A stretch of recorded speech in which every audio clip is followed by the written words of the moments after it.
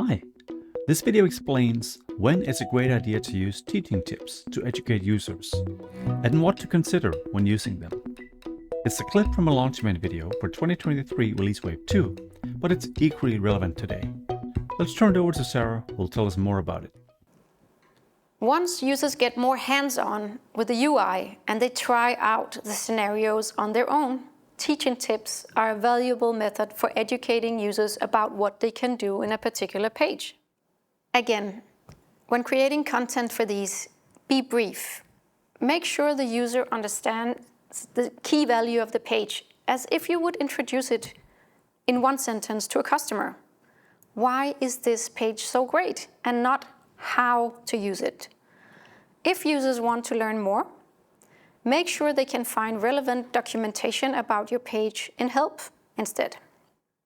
Now, if you want users to discover key elements on a page, the tool with teaching tips are a better choice because they can point to a particular action or field and provide an explanation.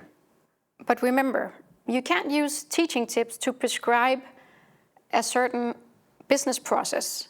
The sequence of the teaching tips is controlled by the order they appear on the page, top to bottom, which makes sense because users view pages from top to bottom, and you should already have arranged your fields in terms of priority from top to bottom.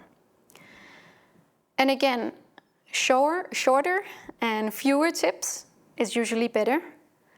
If you try to communicate too much in these in-UI elements, you might not get the result that you intended.